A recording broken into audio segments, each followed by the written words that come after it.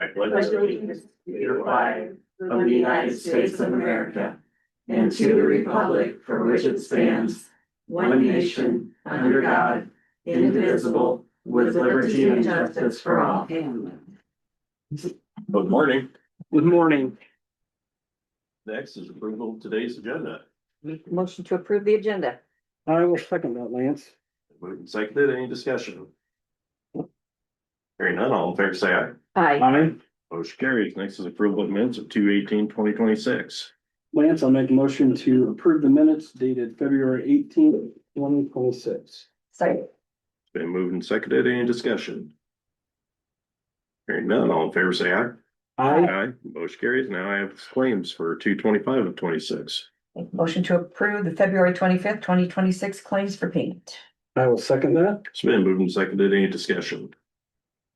Hearing none, all in favor say aye. Aye. Motion carries. Now we have is consideration to approve adding Savvy to the nationwide package and authorize Chandra to sign, submit required documents, documentation, or DocuSign documentation. You want me to talk about Yeah. this? Yes, please. So, part of our benefits package, there's an added on service. It costs the county absolutely nothing that will provide financial counseling for people and their covered dependents, student loan counseling, and help them make decisions on student loan repayments, student loan refinancing, all that stuff. So this is just allowing us to give our covered individuals access to that service. So I'd make a motion to approve adding Savvy. I will second it. It's been moved and seconded. Any discussion? Hearing none, all in favor say aye. Aye. Motion carries. Next I have is consideration of request to hire. So Wes had this out there. He has a part-time person leaving and would like to hire back another part-time employee. So that's his request. It's his secretary there that's getting married and he's just wanting to hire another one.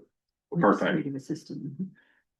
I would make a motion to approve the request to hire for the Conservation Department for an administrative assistant. And I'll second that. It's been moved and seconded. Any discussion? Hearing none, all in favor say aye. Aye. Aye. Motion carries. With that, I have no change of statuses, other business. No, sir. I have nothing. Public comments. Sure do. Jeremiah. Daryl. Now, before the meeting, Daryl did mention that it might go exceed the time limit, which is fine. He's just reading off a piece of paper.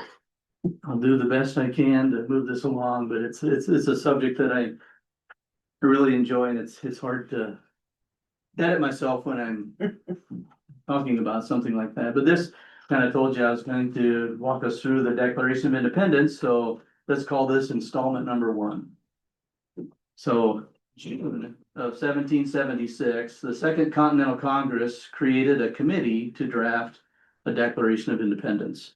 The 5 committee members were Thomas Jefferson from Virginia, Ben Franklin from Pennsylvania, John Adams from Massachusetts, Roger Sherman from Connecticut, and Robert Livingston from New York. Now, on July 2nd, 1776, the Continental Congress voted to declare independence, but the final version that we know today was not adopted until July 4th. Now, the document has 4 distinct parts, has a preamble, a statement of principles, the application of those principles, and then the declaration. So today I want to talk to you about that preamble. And of all the installments, this is probably gonna be the longest, so some silver lining here. It begins in Congress, July 4, 1776. The unanimous declaration of the 13 United States of America. When, in the course of human events, it becomes necessary for one people to dissolve the political bands which have connected them with another, and to assume among the powers of the earth the separate and equal station to which the laws of nature and nature's God entitled them.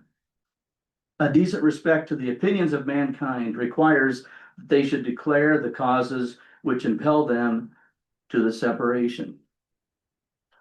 That's the preamble. So I want to talk about a couple of the phrases in there. One, in the course of human events. Now, if you think that the Declaration of Independence started the war for independence, you're wrong. You might remember from American history back in your high school days, the Boston Massacre, 1770. That resulted from England's imposition of more and more taxes and regulations to pay for its many foreign adventures and wars. And that led to protests in the streets of Boston. Then you might remember the Boston Tea Party in 1773. England had granted to the British East India Tea Company a monopoly over the tea trade in the colonies because the East Indian Company was going bankrupt, so they bailed them out. That unrest in Boston spread throughout the colonies, and in 1774, English troops occupied Boston and closed the Boston harbor. Several colonial legislatures were suspended, and England ordered the seizure of the firearms and gunpowder and banned the imposition of firearms and gunpowder. As a result, the colonists convened the First Continental Congress. Now we move into 1775 in April. You probably have heard about the shot heard around the world. The Battle of Lexington and Concord. What was that about? The British were marching to Concord to seize all the weapons and the gunpowder that were stored there. And then you had Paul Revere's ride that evening and in the morning. And in June of 1775, the Battle of Breed's Hill, but they called it Bunker Hill. And then George Washington was named commander-in-chief. A lot of things were happening long before 1776. In January 76, the pamphlet called Common Sense was published, and a variety of military engagements occurred all the way up and leading to the Declaration of Independence. So the war had already begun. Now, the other phrase that I want to emphasize is laws of nature and nature's God. Now, the founders were very well read, and they were drawing from the Bible, the Greek and Roman classics, and the Enlightenment philosophers such as Locke and Montesquieu.